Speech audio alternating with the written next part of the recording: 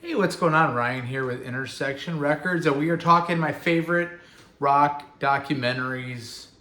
I love a great documentary from bands that I've know a lot about already to bands that I've never heard of, just where I can get informed on stuff. I'm gonna kind of rank my 25 favorite. I do have some honorable mentions. I'm probably forgetting a few docs. You got the Netflix, there's docs. There's some kind of unauthorized docs out there on Prime and stuff.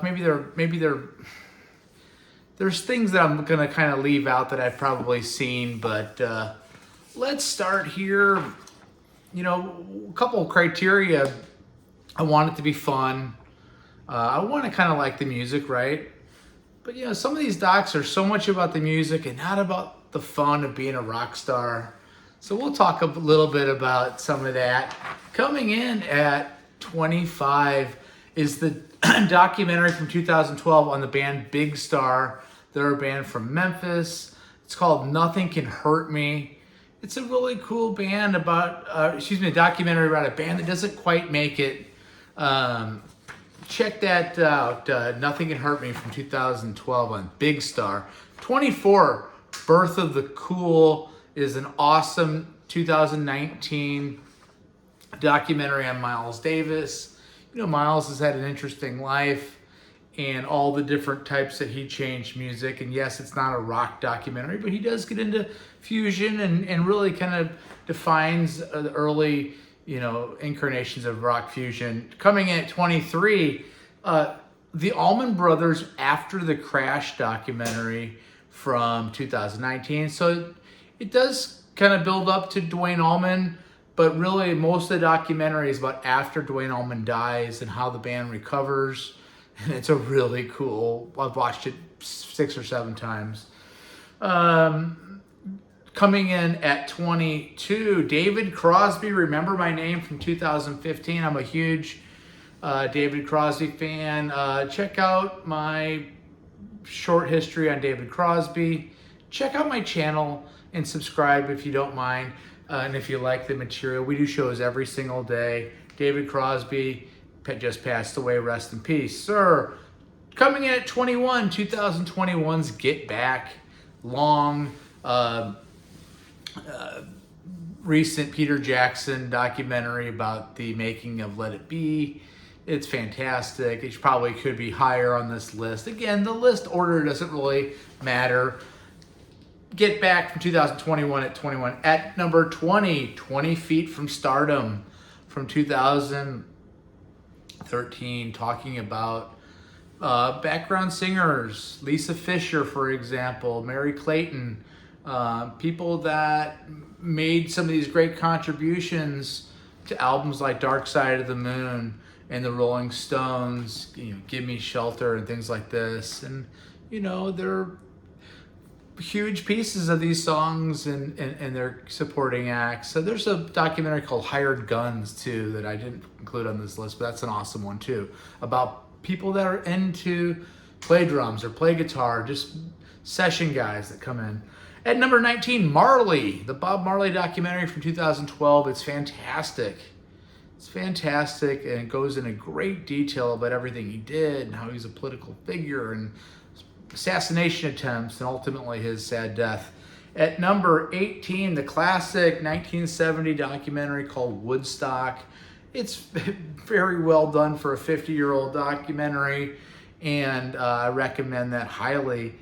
Along similar lines, one of the first documentaries I remember seeing as a kid, and we've talked about Elvis on my channel quite a bit and how he moved me early on, is the 1981 This Is Elvis documentary. It's great, behind scenes footage, backstage footage, showing him doing kung fu fighting and stuff, and recording and early all the way through his 70s career and his death. It's very sad at the end. I remember being touched when I was a child. Number 16, Kansas, the documentary of the band Kansas called Miracles Out of Nowhere. What a cool documentary. This came out in 2015. It really shows how these bands, they got signed, and record companies put a lot of money into these bands and gave them multiple opportunities to put albums out until they honed their craft. And the miracle out of nowhere is all of a sudden getting that Carry On Your Wayward Son and making it. When your chips are down and you got one chance left. Coming in at 15, the Bee Gees' recent documentary from 2021, How Can I Mend a Broken Heart? What a cool documentary. What a cool band. With multiple different periods in their career. Check that one out. At number 14, It Might Get Loud, a documentary about guitar from 2008. So it focuses on Jack White, guitar player, The Edge, and Jimmy Page. So really guitar players from 3 different generations. And it talks a little bit about each one of those gentlemen and their infatuation and their experience playing guitar and really leading what they did and changing the way the guitar was played. It's fantastic. Check out It Might Get Loud from 2008. Coming in at 13, The Other One. It's a documentary on Bob Weir from the Grateful Dead. Of course, there's also that documentary, A Long Strange Trip, which I think is in my honorable mentions. But The Other One is a great 2014 documentary just focusing on Bob Weir's contributions to Grateful Dead. And of course, he wrote the song The Other One. Lemmy comes in at 12, the 2010 documentary about the bass player and frontman from the legendary band Motorhead. It is fantastic. Watching how he lives in a small little apartment that had rent that never changed on the Sunset Strip, and he could live in this little 1-bedroom place, and it's just a cool documentary. Coming in at 11, the recent 2022 documentary about Ronnie James Dio called Dreamers Never Die. It was recently on Showtime. It's awesome. It is really cool. He started his career in the 50s doing kind of the doo-wop thing, and then became a heavy metal god. Check out Dreamers Never Die with Dio. Coming in my top 10, Jeff Beck, Still on the Run from 2018. I bought that on iTunes or whatever at midnight when it came out, the day it came out, and I stayed up until 1:30 in the morning watching it, and I've seen it like 6 or 7 times. It is so cool, showing Jeff Beck from a childhood all the way through, the Yardbirds and through the Jeff Beck band and the jazz period. It's so cool watching him work on cars. Check out Still on the Run, Jeff Beck story from 2018. At number 9, Running Down a Dream by Tom Petty. Just an awesome, really long, really detailed documentary going through all the facets of his life and career. I love documentaries that are long because I'll sit there and soak it in. The more detailed, the better for me. It's a good one. Coming in at number 8, Elvis Presley, The Searcher. Amazing 2018 documentary that just really gets under the layers of this man's life. Him searching. Elvis was an interesting and a sad character, almost like a Shakespearean character in the sense that as big as he was, he had his demons, and his demons ended up taking him down, and that's terrible, but it's true. Coming in at 7, Sound City from 2013. This is a documentary about the studio in the valley outside of Los Angeles, kind of in a warehouse district, and it is where Rumors from Fleetwood Mac was recorded. Nirvana Nevermind was recorded there. Neil Young, I think, did After the Gold Rush there. There's this countless legendary bands. Dio did albums there. I mean, everybody who was anybody did sessions there. They had a great Neve soundboard that Dave Grohl, they show him taking that soundboard out and putting it in his place, because that's the soundboard when they closed Sound City. Coming in at 7, Sound City. Coming in at 6, the Terry Kath Experience documentary from 2016 that his daughter did. I didn't realize that his daughter's stepfather is,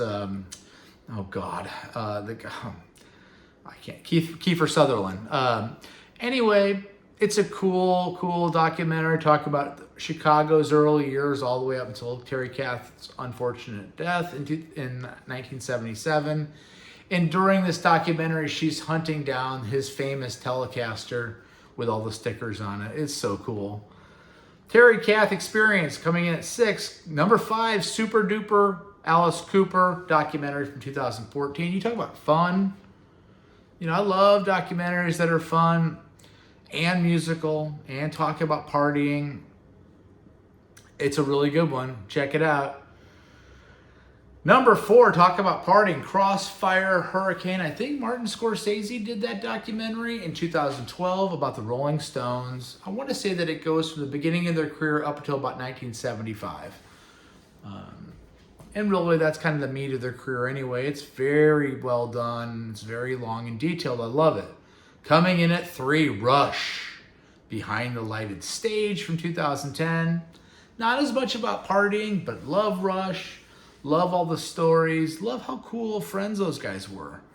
And learning about Neil Peart and his motorcycle travels. Going from South America all the way to Alaska. It's just an amazing documentary. Number 2, No Direction Home, the Bob Dylan documentary from 2005. Talk about detailed.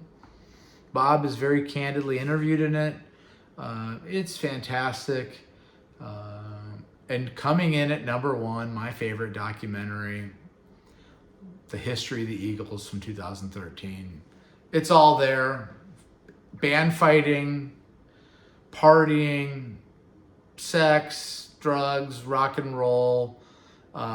It's long. It's actually 2 parts. It goes up from the incarnation of the band up until 1980 when they break up. The second part deals with the 80s and the reunion and all the way up until the end. Let's talk some honorable mentions. In no particular order. Again, Long Strange Trip, Grateful Dead from 2017. Pearl Jam 20 from 2011. We Were Once Brothers, the story of the band from 2019. Gimme Shelter, the original documentary dealing with Altamont, 1970, Rolling Stones.